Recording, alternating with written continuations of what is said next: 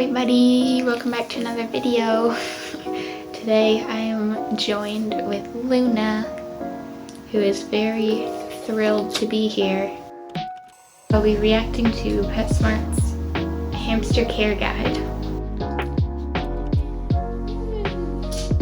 So let's go ahead and take a look.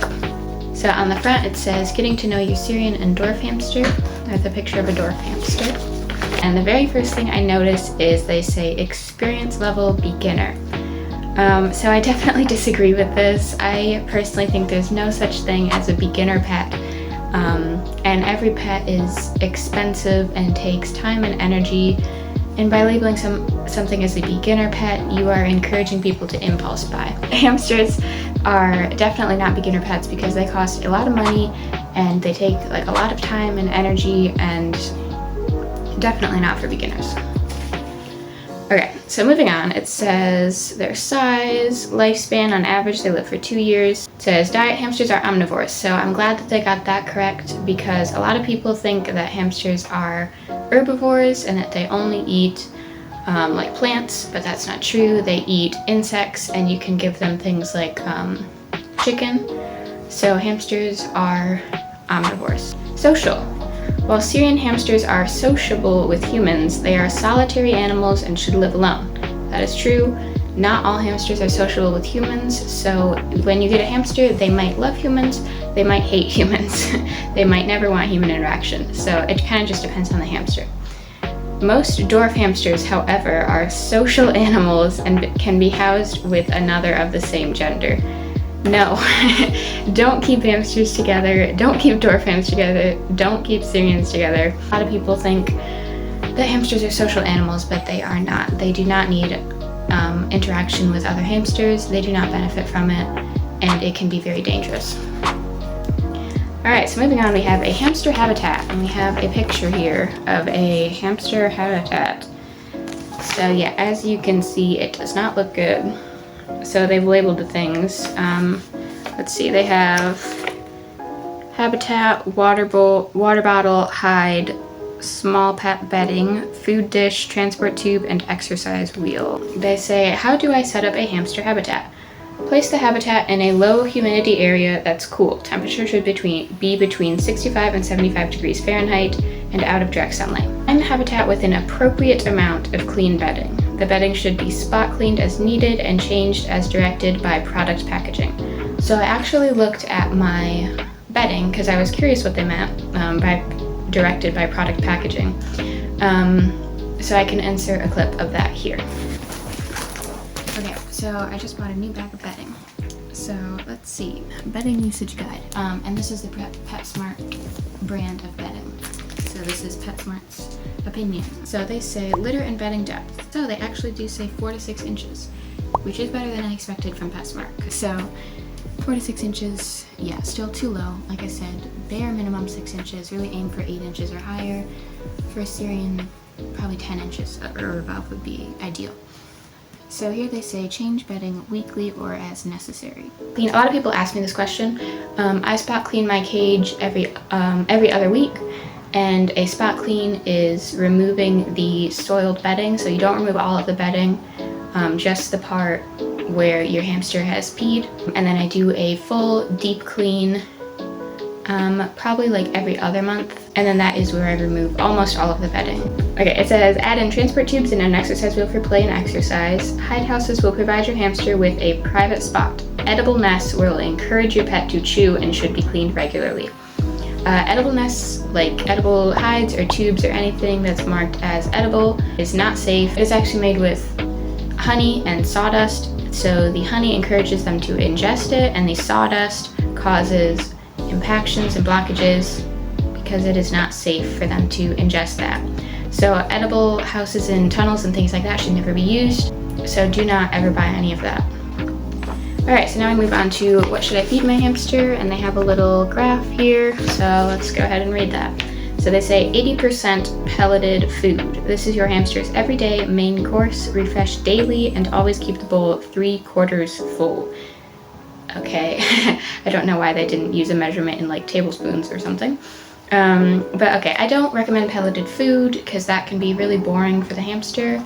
I use a seed mix, and that is what is way more enriching for the hamster. And I also don't use a food bowl.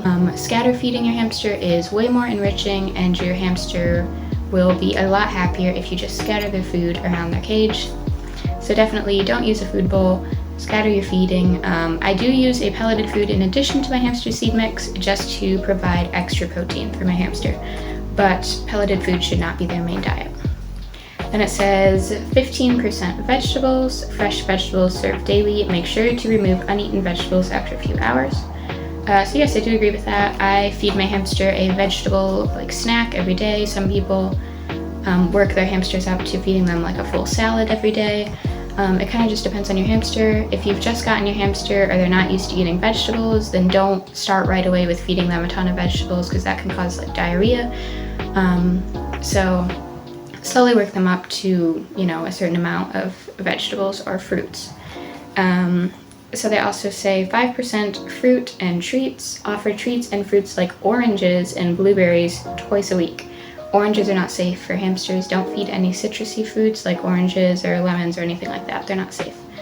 A water bottle or bowl of fresh, clean water every day. I prefer water bowls, and I think a lot of people do, because water bottles can break and it can cause the hamster to have to put themselves in an awkward position in order to reach the spout, and it's also harder to clean. Water bowls are just easy to clean. You don't have to worry about it breaking or anything, and your hamster doesn't have to be in an awkward position to drink water. So I personally use a water bowl, and I would recommend, if you do have a water bottle, a lot of people like to give their hamster the option between a water bowl and a water bottle, because some hamsters do prefer bottles. So I'd recommend, it's great if you have both in your cage, just to let your hamster decide. And the next section is, when should I contact the veterinarian? So I was actually really surprised that they had this section, because a lot of people don't think that hamsters need to see a vet at all. So definitely, if your hamster is sick, you need to take them to the vet. So they say, in addition to regularly scheduled appointments, contact your small animal veterinarian if you notice the following signs: cloudy, sunken, swollen eyes, wheezing, sneezing, overgrown front teeth, bare patches in the fur, discharge, sores on the feet, weight loss, not eating or drinking normally, diarrhea, or discolored droppings. Right, and then the last page, we have a shopping checklist. So let's see what they think we need for our hamster. Alright, habitat, dwarf hamster, sized 12 by 12 by 12 or larger, multi-level home preferred. Syrian, habitat size 20 by 10 by 12 or larger, multi-level home preferred.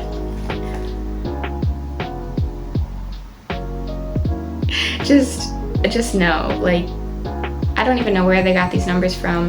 This has not been the minimum for years. The current minimum, bare minimum in North America is 450 square inches. This 12 by 12 is 244, and 20 by 10 is, wait, math is wrong, hold on.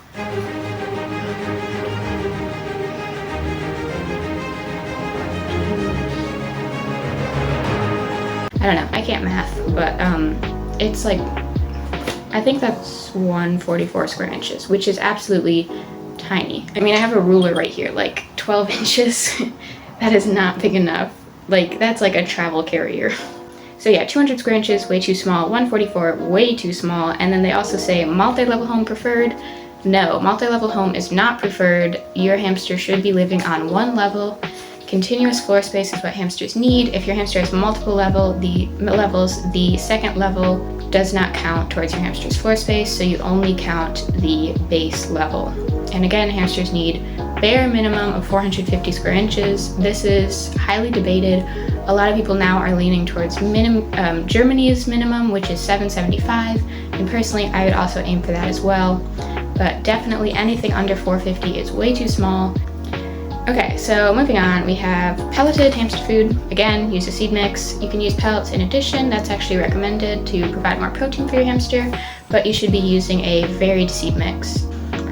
Food dish, again, scatter feed. Don't use a food dish unless your hamster has a medical condition or you need to monitor their food intake.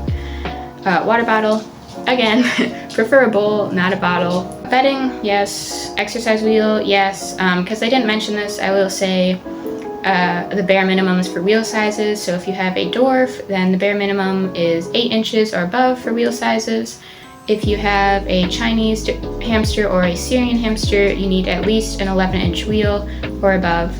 Then they say a hide, you should have, I would say, at least 3 or 4 hides in your hamster's enclosure. Hamsters are prey animals, they need to hide, that is how they feel safe.